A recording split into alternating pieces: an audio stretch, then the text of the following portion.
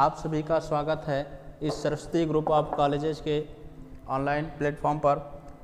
तो दोस्तों, हम लोगों ने पिछले वीडियो में स्टार्ट किया था डिस्कस करना सेल साइकिल को। हम लोग पिछले लेक्चर्स में डिस्कस कर रहे थे सेल साइकिल को। तो सेल साइकिल में हम लोगों ने ये देखा था कि सेल साइकिल होता क्या है। इसमें कुछ ये भी देखा था कि सेल साइकिल के जितने भी इवेंट्स हैं या सेल साइकिल के कितने फेजेज होते हैं, इन सबको भी हम लोगों ने देख लिया था। ठीक है, तो सेल साइकिल के कितने फेज होते हैं इस सबको हम लोग देख लिया था पहले की वीडियो में। तो आज हम लोग इसी वीडियो में आगे के जो भी बचे हुए पार्ट इसके थे उसको कंटिन्यू करेंगे। इसके अलावा कुछ चेक पॉइंट्स होते हैं सेल साइकिल में, कुछ चेक पॉइंट होते हैं, चेक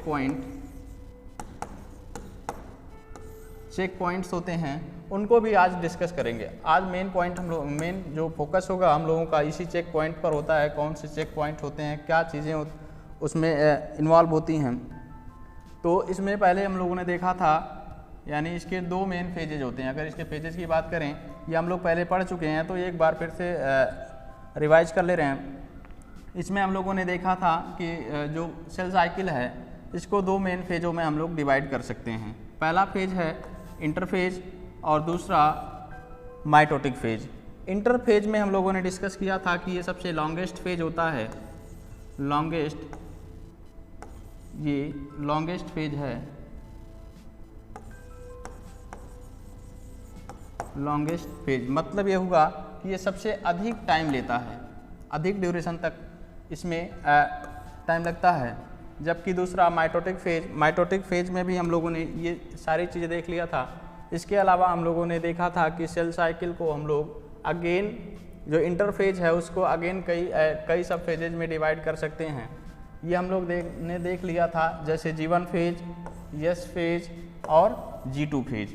ठीक है, ये तीनों फेज किसके हैं? इंटरफेज के हैं। ये तीनों किसके सब फेज हैं? इंटरफेज के ही ये सब फेज हैं। यहाँ पर हम लोगों ने देखा था कि G1 फेज में क्या होता है, मैक्सिमम जो सेल का DNA रेप्लिकेशन है उसके लिए जितने भी रॉ मटेरियल की रिक्वायरमेंट होती है उन सभी का सिंथेसिस यहाँ पर हो जाता है। मैक्सिमम एंजाइम्स, कुछ प्रोटीन्स, इन सारी चीज़ों का सिंथेसिस यहाँ पर हो जाता है। ये हम लोग प्रीवियस वीडियो में ही देख चुके हैं। इसके अलावा S फेज में DNA का सिंथेसिस होता है, ये भी हम लोगों ने देख लिया। बचा हुआ जो प्रोटीन्स है जैसे ट्यूबुलिन वगैरह है, तो वो यहाँ पर G2 फेज में सिंथेसिस हो जाता है। तो आज यहाँ से उसके बाद हम लोगों ने देखा था डिवीज़न फेज को ही हम लोग यम फेज बोलते हैं या माइटोटिक फेज बोलते हैं। इसको भी हम लोगों ने पढ़ रखा था। तो यहाँ तक ये सारी चीज़ें हम लोगों ने पढ़ लिया है, तो इसको एक बार हम पुनः नहीं पढ़ेंगे। तो हम लोगों ने थ्योरी भी पढ़ लिया था, यहाँ तक यस फेज की हम लोगों ने थ्योरी पढ़ लिया था। तो इसी से आगे थोड़ा सा हम लोग कंटिन्यू करेंगे। यस फेज में क्या होता है, हमने बताया था कि यस फेज में क्या होता है, DNA रेप्लिकेशन होता है। मोस्टली यहाँ पर क्या होता है, DNA रेप्लिकेशन। यहाँ पर जो DNA है उसका क्या हो जाता है, रेप्लिकेशन या सिंथेसिस हो जाता है। तो इसमें हम लोग देखेंगे कि इसे क्या कहते हैं, सिंथेसिस फेज कहते हैं। सिंथेसिस फेज है क्या, it is the intermediate phase between G1 and G2। एक यस फेज कहाँ पर होता है, यानी G1 फेज और G2 फेज के बीच में, या इंटरमीडिएट की तरह से बिहेव करता है, या उसके दोनों के बीच में पाया जाता है। एक्चुअली जो DNA का रेप्लिकेशन होता है, DNA replication take place in this phase. तो DNA का जो रेप्लिकेशन होता है वो यहाँ पर होता है, यानी यस फेज में क्या होता है, DNA का रेप्लिकेशन होता है। हम लोग पहले ही वीडियो में ये सारी चीज़ें देख लिया था, बस इसकी कुछ थ्योरी बाकी रह गई थी।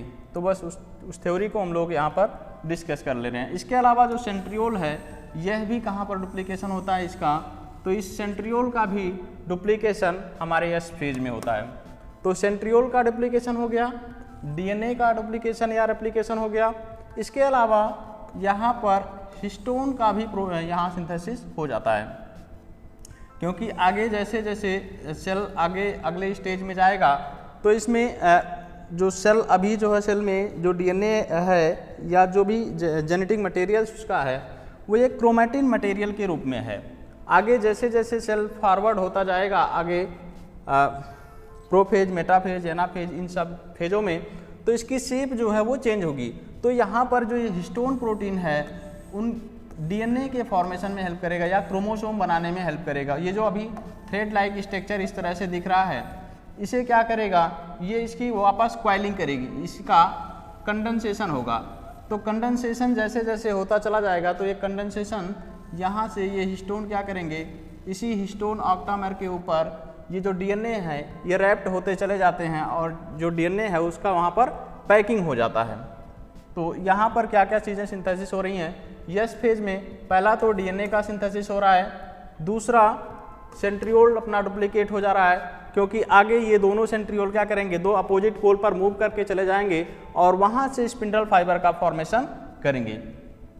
इसके अलावा यहाँ पर हिस्टोन भी सिंथेसिस हो जाता है। ठीक है, हिस्टोन प्रोटीन है ये, प्रोटीन, हिस्टोन प्रोटीन का सिंथेसिस हो जाता है। हमने ये भी बताया था कि हिस्टोन प्रोटीन का सिंथेसिस कुछ अगर हम लोग लोअर यूकैरियोट की बात करेंगे तो वो G1 फेज में भी उनमें हो जाता है, लेकिन जितने भी हायर यूकैरियोट्स होते हैं, हायर यूकैरियोट्स में जो हिस्टोन का फॉर्मेशन है वो कहाँ पर होता है, यस फेज में होता है। यहाँ पर एक पॉइंट और भी है कि डीएनए का जो पर सेल्स है, डीएनए पर सेल्स डबल हो जाता है। मतलब पहले डीएनए का जो अमाउंट था वो 2C था, फिर बाद में क्या हुआ, वहाँ से ये 4C हो गया। मतलब इसका जो अमाउंट है डीएनए का पहले इंटरफेज में कैसा था, कम था, पर जैसे जैसे इसमें डुप्लीकेशन हुआ तो इसकी अमाउंट जो है जस्ट डबल हो गई।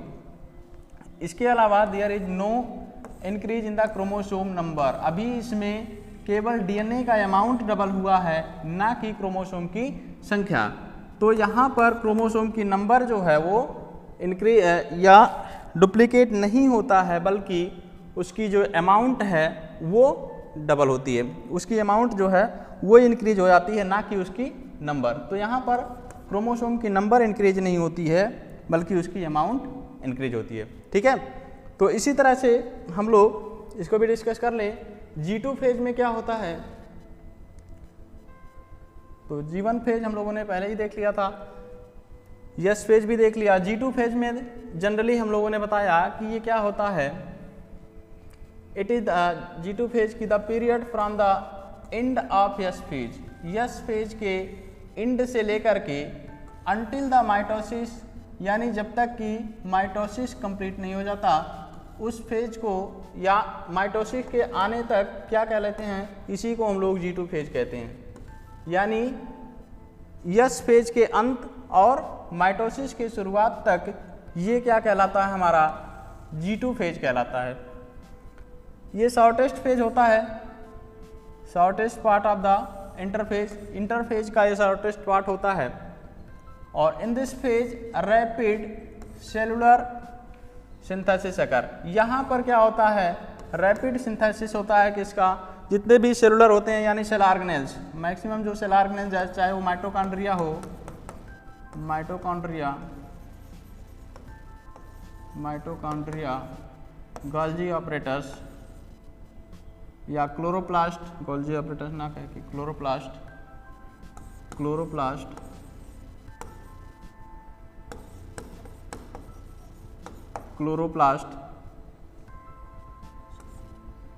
क्लोरोप्लास्ट हो गया, गाल्जी ऑपरेटस हो गया। इसके अलावा कुछ और भी जितने भी मैक्सिमम सेल ऑर्गेनेल्स है वो जस्ट यहाँ पर डबल हो जाते हैं। इसके अलावा अच्छा यहाँ पर लिखा हुआ है जैसे माइटोकॉन्ड्रिया है, क्लोरोप्लास्ट है एंड अदर सेल ऑर्गेनेल्स, ये क्या होते हैं, इनकी जो संख्या है वो जस्ट डबल हो जाती है, ये डुप्लीकेट हो जाते हैं। और यहाँ पर एनर्जी का भी स्टोरेज हो जाता है, एटीपी यहाँ पर स्टोर कर लिया जाता है, एटीपी का स्टोर कर लिया जाता है। इसके अलावा यहाँ पर प्रोटीन का भी सिंथेसिस होता है, यहाँ पर प्रोटीन भी बनते हैं, यहाँ पर प्रोटीन का भी सिंथेसिस होता है। और इस प्रोटीन में मैक्सिमम कौन से प्रोटीन बनते हैं, ट्यूबुलिन,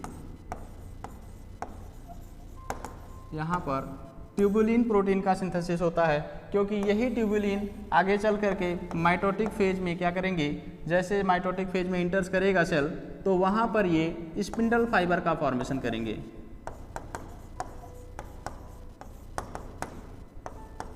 वहाँ पर स्पिंडल फाइबर्स का फॉर्मेशन करेंगे। ठीक है, तो ये स्पिंडल फाइबर्स क्या करेंगे, सेल डिवीजन में हेल्प करते हैं। तो यहाँ पर ये मेन पॉइंट हैं जो G2 फेज में होते हैं। चलिए नेक्स्ट पर हम लोग फॉरवर्ड करते हैं। G2 फेज के बाद यम फेज आता है, लेकिन यम फेज को पढ़ने से पहले हम कुछ चेक पॉइंट्स की बात करेंगे। ठीक है, चलिए चेक पॉइंट को हम लोग बाद में डील करेंगे, पहले इसको हम G2 फेज की बात कर लेते हैं। चलिए यम फेज, ठीक है, यम फेज या माइटोटिक फेज क्या है यहाँ पर देख लेते हैं। चलिए माइटोटिक फेज है तो सीक्वेंस से ही पढ़ते आते हैं। चलिए पहले उसी को पढ़ लेते हैं, फिर इसको पढ़ेंगे। ठीक है, कंट्रोल सिस्टम या चेक पॉइंट। अब हम देखेंगे कि जो सेल है वो कई बार क्या होता है, अरेस्ट हो जाता है। अरेस्ट होने का मतलब हो गया सेल के हर लेवल पर क्या किया जाता है, उसको चेक किया जाता है। जैसे G1 फेज में जितनी भी प्रोटीन्स बनने होते हैं या जितने भी रॉ मटेरियल का रिक्वायरमेंट यहाँ पर था, उसे चेक किया जाता है क्या वो सारी चीज़ें बन गई या नहीं बनी। यदि बन गई हैं तो सेल को जो है आगे प्रोसीड किया जाएगा नेक्स्ट फेज में। अगर उन सारी चीज़ों का सिंथेसिस प्रॉपर मात्रा में नहीं हुआ है तो उसे वहीं पर अरेस्ट कर दिया जाएगा और सेल आगे के साइकिल में वो मूव नहीं कर पाएगा। तो उसी चेक पॉइंट को हम लोग यहाँ पर डिस्कस करेंगे, चेक पॉइंट क्या होते हैं। ठीक है, इन्हीं चेक पॉइंट को हम लोग कंट्रोल सिस्टम भी कहते हैं। तो चेक पॉइंट को अगर हम चेक पॉइंट की बात करें तो कई सारे इसमें चेक पॉइंट होते हैं। तो पहला G1 चेक पॉइंट, दूसरा हम लोगों ने दूसरा देखेंगे यहाँ पर G2 चेक पॉइंट है। आगे इससे आगे हम प्रोसीड करेंगे तो यहाँ पर यम चेक पॉइंट होता है, यहाँ पर यम चेक पॉइंट। ठीक है, चेक पॉइंट। ठीक है, इसी चेक पॉइंट को अलग अलग ऑर्गेनिज्म के अंदर अलग अलग नाम से जानते हैं। इसी चेक पॉइंट को अलग अलग ऑर्गेनिज्म के नाम, ठीक है, चेक पॉइंट को अलग अलग नाम से जानते हैं। जैसे इसी को हम अगर बात करेंगे ईस्ट में इसे स्टार्ट पॉइंट के नाम से जानते हैं, स्टार्ट पॉइंट के नाम से जानते हैं। ठीक है, तो इसी को एनिमल सेल के अंदर चेक पॉइंट के नाम से, वहाँ पर स्टार्ट पॉइंट के। तो ये G1 चेक पॉइंट क्या करता है, इसका मेन फंक्शन है, ये क्या करता है, चेक करता है क्या सेल की साइज प्रॉपर मात्रा में इंक्रीज हुई या नहीं हुई। सेल की जो वॉल्यूम है,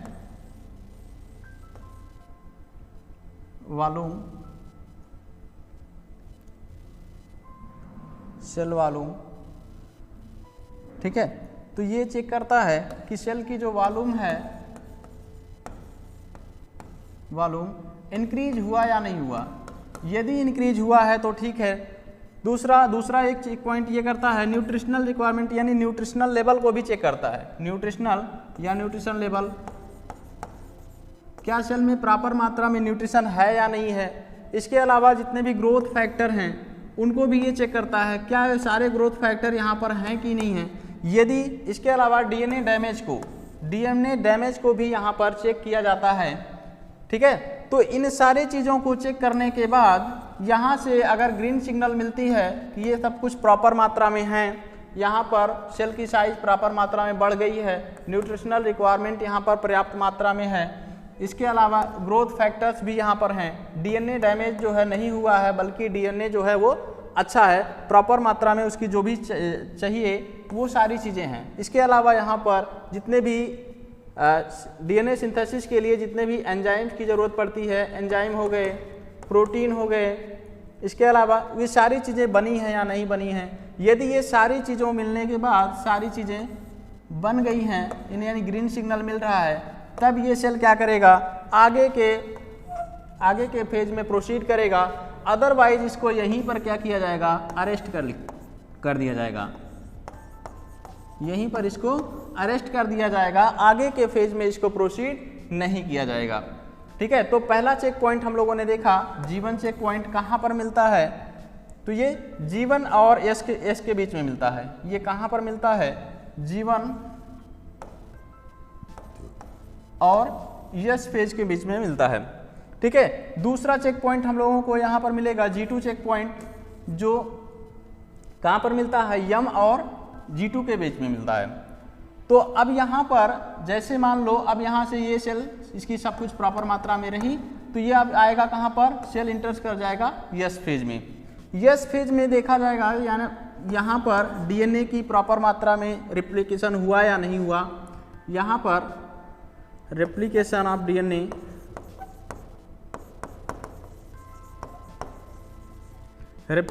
डीएनए प्रॉपर मात्रा में हुआ कि नहीं हुआ। यहाँ पर जो ट्यूबुलिन प्रोटीन बन रहा था, ट्यूबुलिन प्रोटीन बना है या नहीं बना है। इसके अलावा यहाँ पर जितने भी सेल ऑर्गेनेल्स हैं उनका डुप्लीकेशन हुआ या नहीं हुआ, इन सभी चीज़ों को क्या किया जाता है, यहाँ पर चेक कर लिया जाता है। चेक करने के बाद ये कहाँ पर अगर ये सब कुछ ठीक है तो उसे G2 फेज में आगे प्रोसीड किया जाता है। G2 फेज में यहाँ पर जो G2 चेक पॉइंट है ये चेक करता है सेल की साइज को, अगेन क्या इसकी वॉल्यूम इंक्रीज हुई या नहीं हुई, डीएनए का रेप्लिकेशन हुआ या नहीं हुआ, इसके अलावा ट्यूबुलिन प्रोटीन बना या नहीं बना। यदि ये सारी चीज़ें यहाँ पर भी नॉर्मल पाई गई, यहाँ पर भी सारी चीज़ें नॉर्मल पाई गई, तब इस सेल को क्या किया जाएगा, आगे के यानी आगे के सब फेजेज में या फिर माइटोसिस में, माइटोटिक फेज में इसको प्रोसीड किया जाएगा। अदरवाइज यहाँ पर भी इसे क्या कर दिया जाएगा, अरेस्ट कर दिया जाएगा। यहीं पर इसे क्या किया जाएगा, अरेस्ट कर दिया जाएगा। ठीक है, तो ये सारी चीज़ें यहाँ पर चेक होती हैं। आपको यदि हम एक एग्जाम्पल की बात करूँ तो यहाँ पर G2 फेज में, G2 फेज के यानी डिप्लोटीन स्टेज में, डिप्लोटीन, ठीक है, यहाँ पर अगर हम लोग बात करें डिप्लोटीन स्टेज में, यहाँ पर G2 फेज के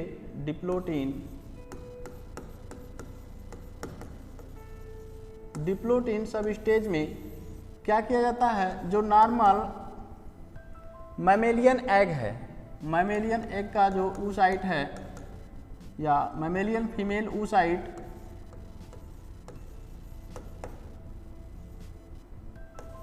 ठीक है, ये जो सेकेंडरी oocyte है इसको यहाँ पर ला करके अरेस्ट कर दिया जाता है। आगे इसकी जो डेवलपमेंट है तब होती है जब यहाँ से स्पर्म का इसके साथ फ्यूजन होता है, उसके बाद इसका जो है डेवलपमेंट होता है। तो यहाँ पर क्या किया जाता है, नॉर्मल जो सेकेंडरी oocyte है इसको डिप्लोटीन स्टेज में ला करके अरेस्ट कर दिया जाता है।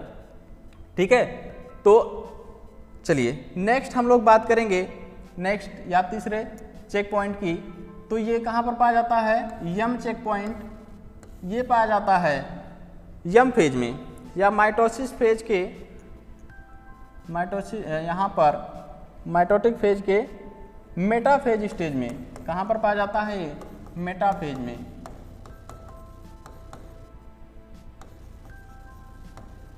मेटाफेज के सब स्टेज पर पाया जाता है।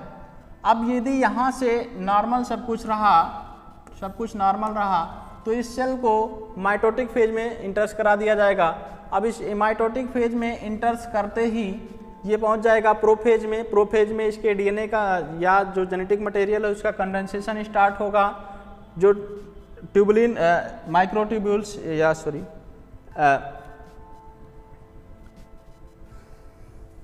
स्पिंडल फाइबर का फॉर्मेशन होगा। ठीक है, अब जैसे ही ये मेटाफेज स्टेज में पहुंचता है तो मेटाफेज स्टेज में पहुंचने के बाद इसमें क्या होता है, मेटाफेजिक प्लेट पर जो क्रोमोसोम्स हैं वो अरेंज हो जाते हैं। तो उन्हें अरेंज करने के लिए यहाँ पर स्पिंडल फाइबर के क्या होती है, असेंबली होती है। ठीक है, जैसे ये मान लीजिए यहाँ से ये हमारे पास जो क्रोमोसोम है, ठीक है, अब इन क्रोमोसोम के पास ये मान लीजिए क्रोमोसोम का स्ट्रक्चर बना, अब यहाँ पर काइनेटोकोर होता है। अब इस काइनेटोकोर से इस तरह से ये स्पिंडल फाइबर आकर के इससे अटैच होते हैं। तो यहाँ पर ये चेक किया जाता है क्या इस स्पिंडल फाइबर का क्रोमोसोम से अटैचमेंट हुआ या नहीं हुआ। यदि यहाँ पर मेटाफेज में स्पिंडल फाइबर का इन क्रोमोसोम से या काइनेटोकोर से अटैचमेंट हुआ है तो ठीक है, फिर इससे आगे प्रोसीड किया जाएगा। अदरवाइज इसको भी यहाँ पर क्या किया जाएगा, अरेस्ट कर दिया जाएगा। यहाँ पर भी इसे क्या किया जाएगा, अरेस्ट कर दिया जाएगा। तो इस तरह से हम लोगों ने देखा कि इस एक सेल साइकिल में कितने चेक पॉइंट्स होते हैं। तो ये चेक पॉइंट्स कौन है, पहला हम लोगों ने देखा G1 चेक पॉइंट जो क्या करता है, सेल की साइज को चेक करता है, उसके न्यूट्रिशनल रिक्वायरमेंट या न्यूट्रिशनल लेवल को चेक करता है, ग्रोथ फैक्टर को चेक करता है, इसके अलावा DNA डैमेज है या फिर प्रॉपर है उसको भी चेक करता है। ठीक है। दूसरा हम लोगों ने देखा कि यहाँ पर G2 चेक पॉइंट जो क्या चेक करता है, सेल की साइज को अगेन चेक करता है, DNA रेप्लिकेशन हुआ या नहीं हुआ, ट्यूबुलिन प्रोटीन बना या नहीं बना, जितने भी सेल ऑर्गेनेल्स थे उनका डुप्लीकेशन हुआ या नहीं हुआ, इन सारी चीज़ों को यहाँ पर चेक कर लिया जाता है। यदि सब कुछ सही है तो इसे माइटोटिक फेज में भेजा जाता है, प्रोफेज में जाएगा, मेटाफेज में जाएगा। मेटाफेज में भी यहाँ पर एक चेक पॉइंट होता है जो ये चेक करता है कि स्पिंडल फाइबर से क्रोमोसोम अटैच हुए या नहीं हुए। यदि अटैच हुए हैं तो ये सेल आगे प्रोसीड करेगा और यहाँ से कंप्लीट होगा और ये सेल जो है 2 सेल में बट जाएगा। वो डिपेंड करेगा कि आप माइटोसिस पढ़ रहे हो या मियोसिस। ठीक है। तो इस तरह से हम लोगों ने देखा आज के इस वीडियो में चेक पॉइंट। तो उसी को एक बार हम थ्योरी पढ़ लेते हैं, चेक पॉइंट का कंट्रोल सिस्टम। तो चेक पॉइंट कंट्रोल सिस्टम में अगर हम लोग देखेंगे सेल साइकिल कंट्रोल सिस्टम, तो इसमें क्या है, mitotic spindle begins to form. यहाँ पर क्या होते हैं, माइटोटिक स्पिंडल बनना स्टार्ट हो जाते हैं। इंटरफेज में देखेंगे there are 2 check points. Interphase में 2 चेक पॉइंट्स होते हैं, एक तो G1 और S और दूसरा G2 और M। ठीक है। 2 चेक पॉइंट्स यहाँ पर होते हैं, एक चेक पॉइंट कहाँ पर होता है, माइटोटिक फेज में होता है। ठीक है। तो जो ये दोनों क्या करते हैं, at which cells take decision, जहाँ पर क्या होता है इन्हीं दोनों चेक पॉइंट पर ये जो सेल है वो एक डिसीजन लेता है। जो ये सेल है ये डिसीजन लेता है कि हमें आगे बढ़ना है, whether to proceed or not, उसे सेल को आगे बढ़ना है या नहीं बढ़ना है, कहाँ पर, नेक्स्ट स्टेप पर। ठीक है। तो इन्हीं चेक पॉइंट पर ये डिसाइड किया जाता है सेल को आगे प्रोसीड करना है या नहीं करना है। This provide an opportunity for the cells to ensure, क्या इंश्योर करता है, whether all the conditions are favourable for DNA replications or not. तो यहाँ पर यह भी इंश्योर करता है कि सारी कंडीशन DNA रेप्लिकेशन के लिए प्रॉपर हैं या नहीं है। ठीक है। नेक्स्ट बात करेंगे whether the cytoplasmic mass increased to the level of adequate cell division or not. यहाँ पर यह भी चेक किया जाता है कि जो सेल की मास है या साइटोप्लाज्मिक मास है या साइटोप्लाज्मिक वॉल्यूम है वो प्रॉपर मात्रा में इंक्रीज हुआ डिवीजन के लिए या नहीं हुआ। इसके अलावा हम बात करेंगे it is also check the nutritional level of the cells. ये चेक पॉइंट्स क्या करते हैं, पहले ही हम लोग पढ़ चुके हैं कि ये सेल के न्यूट्रिशनल लेवल को भी चेक करते हैं। नेक्स्ट अगर बात करेंगे it is if the check points did not give any green signal, अगर ये चेक पॉइंट्स कोई भी ग्रीन सिग्नल नहीं देते हैं तो दे मे अरेस्टेड इन G1 या इस जो भी चेक पॉइंट्स हैं इन सभी चेक पॉइंट को अगर ग्रीन सिग्नल नहीं मिला तो इसी पर क्या किया जाता है, इसको अरेस्ट कर लिया जाता है, अरेस्ट कर दिया जाता है। If all things is correct then the cell proceed in the next phase, अगर सब कुछ सही है तो सेल को नेक्स्ट फेज में प्रोसीड कर दिया जाएगा।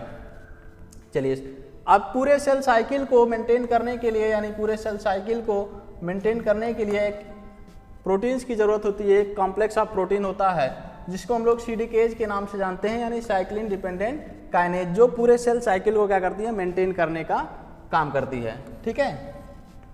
चलिए नेक्स्ट हम लोग बात करेंगे दूसरा माइटोटिक फेज। तो माइटोटिक फेज क्या होता है, यानी कि यस फेज के बाद आता है माइटोटिक फेज।